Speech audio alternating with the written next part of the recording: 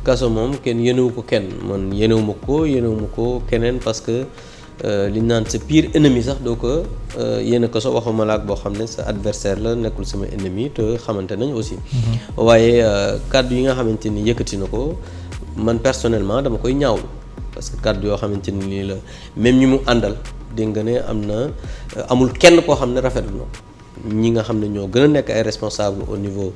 de Benno de Yewwi kenn rafetlu ko te Sénégal gépp aussi kenn rafetlu ko donc je pense que loolu moom man aussi ay kàddu yu may condamné la li ci des nag mooy mi ngi ci loxo yoon te justice moom bu dee def liggéeyam je pense que ñun en tant que aussi ay parlementaires respecté li nga xam ne mooy la séparation des pouvoirs mënuñu ci sori dañuy bàyyi yoon def liggéeyam. flagrant délit la jàpp nañ te en tout cas yoon li mu wax moom mooy bu fekkee da nga nekk un parlementaire bu fekkee da nga def flagrant délit sa immunité moom maanaam malaanu kiir laay amatul loo xamante ni war na la mën a yiir ci dara waaw mais dama ne assemblée nationale moom lu mu war a wax rek dina ci wax te bureau bi lu mu war a wax dina ci wax boo gisee ne waxu ci c'est parce que jàpp nañ ne waruñu ci wax xam nga li ma xam daal mooy politique wax ju du wax ju ñaaw politique dugg ci vie privée jàmbur politique du saaga politique du chaque jour bëgg gis leen ma di def loo xamante ni naka sudul noonu loolu je pense que du li nga xamante ni noonu la politique war a doxee te loolu ñun ñëpp xam nañ ko man loolu laa am lu ma ci wax li ci des nag mooy ay jëfinam ak waxinam ak yooyu man du lu may commenter je pense que mën nañu dur dans nos propos mën nañu violent ci li nga xamante ni moom la ñuy wax mais teg ko ci dëgg teg ko ci yoon ak ci worma xam nga am na ñaari député yoo xam ne ñi ngi ci kaso bi dañ leen a condamné fermement te pourtant ay députés de la majorité lañ am na ñeneen ñu jàppoon ci loolu sax ñu bàyyi leen te condamné guñ leen donc juste pour te dire que il faut que nit ñi xam ne amul yoon à géométrie variable c'est que fii li fi am mooy dafa am ñoo xamante ni jàpp nañ ne su dara amee rek jëm ci pouvoir bi rek ñu commencé ngàññi pouvoir bi mais barki Demba Ndiaye nga dégg conseil constitutionnel wax ne liste Dakar c'est conseil constitutionnel wax c'est valable nga gis ñu génn chanter un peu chanter le conseil constitutionnel daan ne ñoom de ay sage lañ wax nañ lu baax ñu génn def ñaari annulation liste suppléant bu Benno annuler seen liste titulaire parce que liste yi baaxul ñu génn daan ne non conseil constitutionnel li mu def baaxul commencé marche bëgg amati le pays mais au nom de quoi donc il faut que les gens aussi xam dëgg ak gis dëgg di ko wax ce pays là c'est une démocratie yaa ngi gis en France même ñi ngi wax ne ñoom ñi ngi xeex di wax démb dégg nga Mélenchon dégg nga di xeex ci loolu alors que ici on a une dose de proportionnel donc pour dire que la démocratie sénégalaise c'est une démocratie majeure notre système électoral ça peut ne pas être mën na bañ a baax lépp mais li ci am lu baax moo ëpp fuuf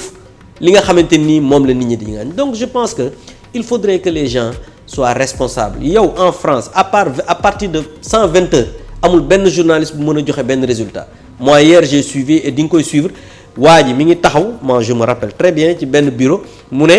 résultat yi mi ngi nii di wadd mais on ne peut pas donner ça avant 20 heures et pourtant fii amu fii moom bu ñu kii rek tafee rek gars yi mën nañu jox donc loolu aussi c'est avancé la donc il faut que les gens sachent que ñun Sénégal amuñu leçon de démocratie à recevoir de qui que ce soit par rapport à notre système électoral maintenant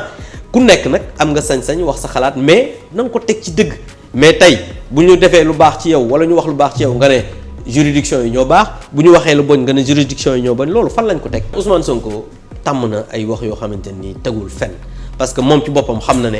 quand même aujourd'hui gis nañ presque il a 60 000 garde du corps gis nga buy génn 60 000 garde du corps te moom nee na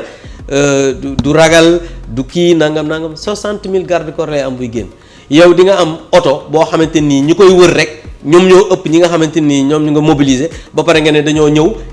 écrou oto te 4 roues oto yi dañoo jënd 3 écrous yi bu nekk xam nga loolu di ngay wut clairu ñëw dindi écrous yi loolu ñaata temps la mën a jël mais quand même il faut que les gens arrêtent de prendre les gens pour des demeurés nit ñi ay borom xel lañ donc je pense que victimiser wu bi la ñu war a arrêter parce que je pense que tey jii ñoom ñoo nekk ci procédé yooyu di saaga nit ñi di envoyer ay messages nit ñi di utiliser ay données personnelles nit ñi ce matin pour vous dire xam nga ñoom dañoo tàmm 1-2 bu ñu def benn affaire rek ñu def live wala def ay communiqué mën a nangam mais ñoom ci loolu lañ dëkk mais dañu xam ne ñun duñu ay ragal Sénégal tey dañoo politique xeex ba tey Ousmane Sonko mën a am la responsabilité wala la liberté toog di def politique di wax li ko neex moom ba nit ñiy xeex pour démocratie am lañu fekk nga ko ay 23 juin ba ñu fiy xeex ñuy arrêté nit ñi ñuy xeex pour la démocratie sénégalaise en ce moment mi ngi woon impôt di wut ay terrain ak lu mu am donc je pense que c'est pas aujourd'hui nga xamante ni nit ñi xeex nañ ba Sénégal am une démocratie boo xamante ni amul dara loo xam ne daf koy recevoir de l'étranger par rapport à des conseils que moom mu mën a taxaw di victimiser wu à tout va à tout champ ce matin Pape Malick Ndour xam nga ko. mais on était à la DIC man ak moom pour porter plainte contre X parce que xam nga lu tax je vous ai montré tout à l'heure des messages yoo xamante ni gis nga ki ma ko envoyé yow sa bopp war naa la gis nga li ñuy wax ay menacé ay trucs ba pare le plus grave utiliser numéro Pape Malick Ndour woo ma il y a 2 jours à 14h55 pour me parler ay menaces ay wax jàmbur et numéro Pape Malick Ndour donc xam nga loolu c'est très grave d'entrer dans le système de parce que loolu il faut que ñu porter plainte contre X pour xool aussi est-ce que s'il y a pas de complicité ou pas parce que quand même c'est très grave nga utiliser numéro nit woo keneen alors que parce que bi ma woowee Pape Malick Ndour laa gis. et je t'ai montré tout à l'heure capture d'écran bi pour te dire que ñoom mooy waa surtout les gens de Sonko parce que le gars se réclame de Pastef même dans son profil da ngay gis seen couleur yi et il l'a dit il m'envoie des messages et il m'a parlé. non numéro étranger la mais xam nga aussi poltron mooy nekk derrière un clavier di envoyer nit di saaga gis nga nit bu fekkee da nga am fit da ngay ñëw ci nit ki wax ak moom mais ragal yi ñoom la victimiser wu di saaga nit ñi di menacer nit ñi di yaakaar ne intimidation loolu mooy pour loolu moom mooy wane ne ñoom ay xale dëggantaan lañ amuñu même la maturité d'avoir des responsabilités dans ce pays. parce que réew bu fekkee ne da nga ko bëgg a yor mënoo yow chaque jour nga xëj di saaga nit ñi di menacer nit ñi di yaakaar ne mën nga terroriser nit ñi. les responsables doo dégg kenn saaga kenn Ousmane Sonko yaa ko dégg mu def télé ne 200 000 jeunes nañu dem génne ji déloger du président nga defee ne kooku un homme responsable na ko def. nga defee ne kooku war na mën a am benn responsabilité dans ce pays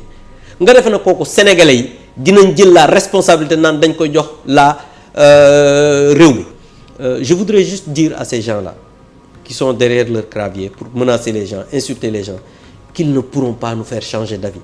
réew mi fi la ñu dëkk juddoo fi yaroo fi màggee fi je l'ai dit à ces gens au mois de mars quand les gens croyaient que oui ils peuvent menacer les gens moi j'étais sur tous les plateaux c'est pour leur dire que ñun seen yooyu ñuy def pour ñun dañu jàpp ne ay yëfu xale la soo gisee ñu porter plainte c'est parce que c'est très grave d'utiliser le numéro de quelqu'un pour appeler un autre mën nga utiliser des choses frauduleuses envoyer ay messages ba pare continuer di defar ay messages di saaga à gauche à droite et je pense que bu fekkee ne ñoom dañu jàpp ne loolu la ñuy politiquer wala loolu nañu dem parce que Sénégal nag ñun ñoo ko moom. Sénégal fi la ñu dëkk fi la ñu juddoo yaroo fi màgg fi et continuera à faire de la politique parce que ñun politique ni ñu ko jàppee moom mooy servir. et non se servir man li ma xam muy la loi électorale. yow taskatu xabaar nga xam nga loi électorale li mu wax parce que loi électorale dafa wax ne 1 mois avant. li nga xamante ni moom moo ñu séparé ak élection campagne électorale dañuy tere lépp luy nuroo propagande te ñun li ñu naroon a def propagande la parce que suñu Benno Bokk Yaakaar ñoo naroon def une manifestation maintenant le gouverneur génnewul pour tere dafa fàttali parce que boo gisee rappel la de rappeler la loi électorale daal na nag état-major politique yi mi ngi leen di ñaan ñu conformé wu ci li nga xamante ni moom mooy yoon li mu wax ñun bi ñu gisee xam ne lii mooy dëgg parce que le 10 juillet la campagne électorale wala commencé ñu ne nag ñun aussi mënuñu bëgg une chose et son contraire ñu ne nañu respecter loi bi ba pare ñuy def loo xamante ni dafay dindi li nga xamante ni mooy worma loi bi moo tax ñu ne def communiqué waxtaan suñu biir daane nag ñun surseoir nañ à notre manifestation. Maintenant beneen manifestation nga wax ku jige et tout, je pense que kooku c'est aux autorités compétentes de veiller à ce que loolu nga xamante ni moom la loi bi wax ñu respecte ko, et je pense que nous demandons à ce que la loi soit appliquée dans toute sa rigueur. yëral waay yëral xam nañu jotali yëral